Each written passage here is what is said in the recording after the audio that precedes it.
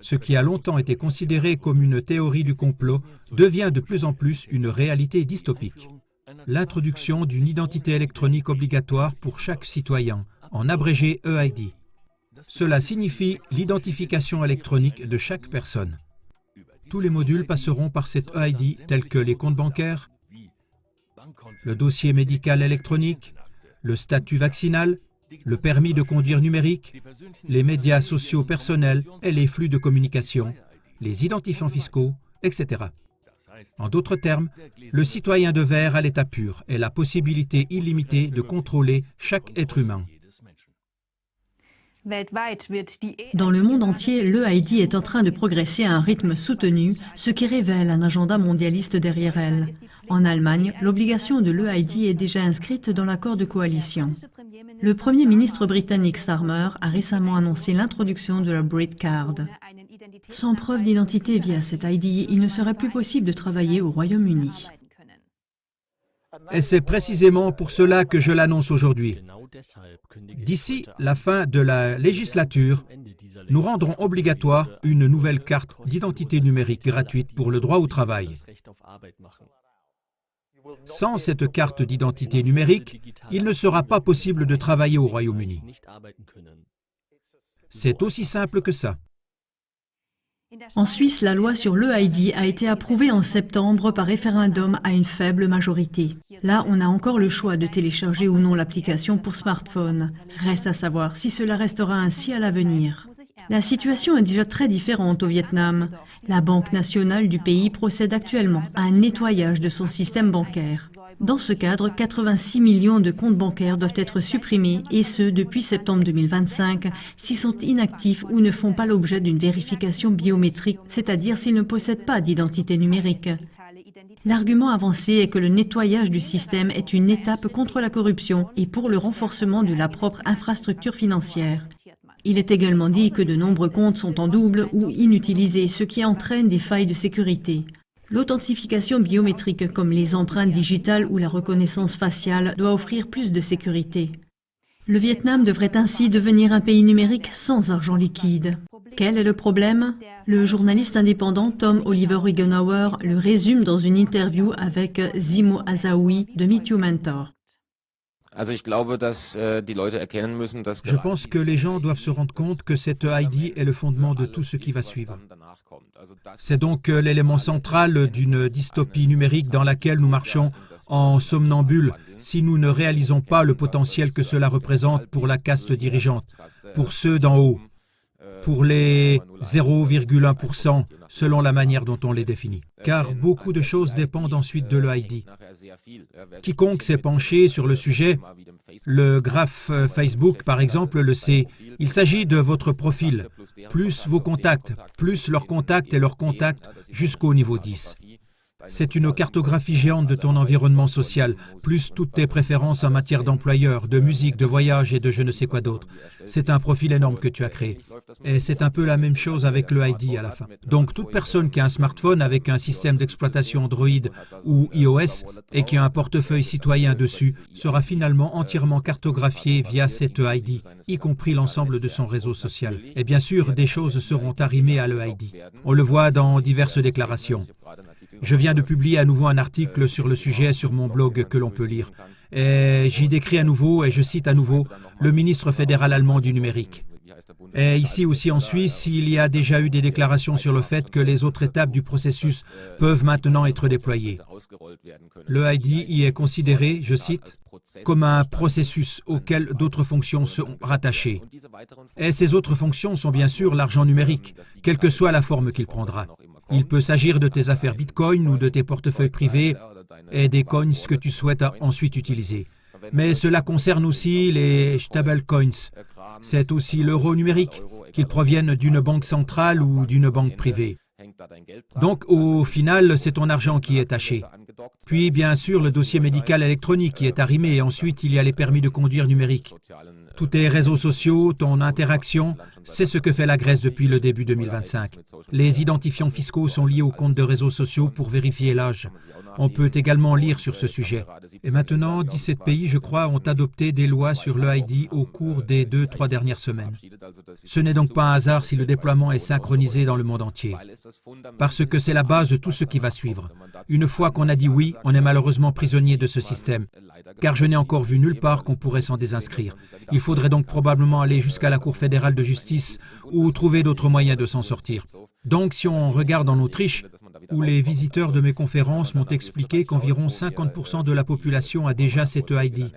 Parce que sinon, on ne peut plus guère travailler comme enseignant ou dans une administration, par exemple. La situation devient alors très critique. L'expert financier et analyste Ernst Wolf est lui aussi très critique à l'égard de l'évolution actuelle. Dans l'interview accordée à CLA TV, Qui contrôle le chaos mondial, il a souligné un danger particulier dans ce contexte. L'ID numérique est donc tout à fait nécessaire parce que lorsque la CBDC arrivera, cela signifie que chacun d'entre nous aura un portefeuille numérique, probablement sur son téléphone portable ou sur son smartphone. Et ensuite, il faut s'assurer que chacun est effectivement identifiable, afin que les gens ne puissent pas accéder à un autre portefeuille numérique. Si le gouvernement coupe tous les flux financiers à quelqu'un qui est considéré comme un protestataire ou un rebelle, cette personne pourrait, s'il n'a pas de carte d'identité numérique, aller voir son ami ou un membre de sa famille et lui dire « Tu peux utiliser ton compte pour effectuer des paiements à ma place ?» Mais s'il est identifiable par le biais de l'EID, alors il est effectivement mis sur la touche. C'est donc là que le contrôle absolu est total et possible. Et c'est sur cette voie que nous nous trouvons en ce moment. L'introduction d'une monnaie numérique centrale, telle qu'elle est envisagée par les mondialistes, nécessite donc une identité unique de chaque citoyen par empreinte digitale et reconnaissance faciale via l'ID numérique. Ce qui est présenté aux gens comme avantageux et pour leur sécurité se révèle être un instrument de contrôle central de la caste dirigeante, comme la nomme Oliver Regenauer, et sert à contrôler et à asservir la population. Ainsi, chaque personne devra faire un choix. Est-ce que j'accepte cette ID et je m'intègre dans le système ou est-ce que je la refuse et que je risque de perdre mon emploi et mon argent? Que reste-t-il aux hommes pour sortir de cette dystopie? La famille du fondateur de CLA TV, Ivo Zazek, a résumé en une chanson sa réponse aux questions de cette époque pleine de défis. Écoutez vous-même. Eine neue Zeit ist im Anbruch, eine neue Welt kommt durch uns.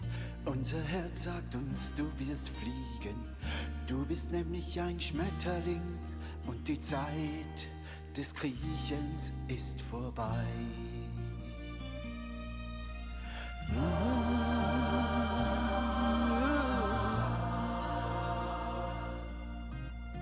Doch diese Zeitenwende ist voller Hitze und Druck. Die falschen Narrative werden nicht weniger, sondern mehr. Die Ungerechtigkeiten nehmen noch immer zu. Ihr seid und bleibt nur Raupen, flüstert man dann und wann uns zu. Doch je größer der Druck wird, desto näher ist das Ziel. Je schwächer wir uns fühlen, desto mehr Kraft kommt auf uns. Je schlimmer das Verhältnis, 1 zu 1000 oder mehr, desto mehr wird er bewegen, der in seinem Herzen fest bleibt. Ja, der in seinem Herzen fest bleibt, wie ein Leuchtturm über tosendem Meer. Gerade jetzt umzingelt unbestellt, gerade jetzt zerstreut in aller Welt, gerade jetzt haben wir Rückkehren, wen wir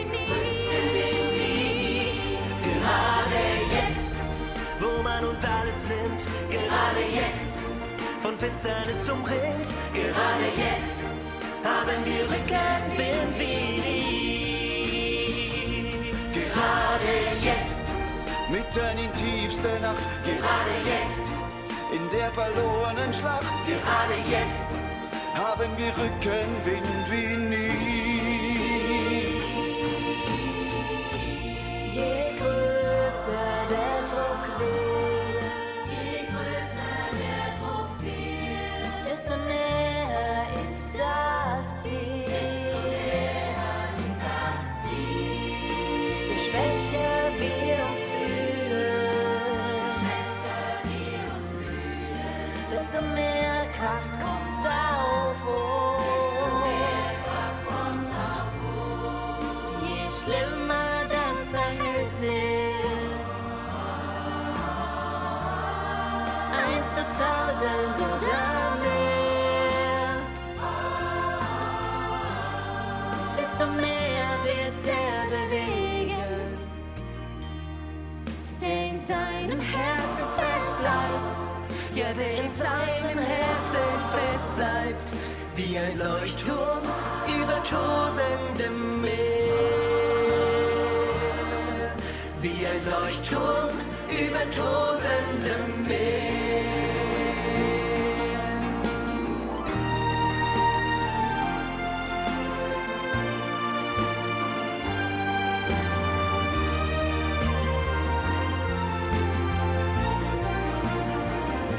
Gerade jetzt, umsingend unumstellt, gerade jetzt, tauscht Freund in aller Welt, gerade jetzt, haben wir Rückenwind wie nie. Gerade jetzt, wo man uns alles nimmt, gerade jetzt, von Finsternis umringt, gerade jetzt.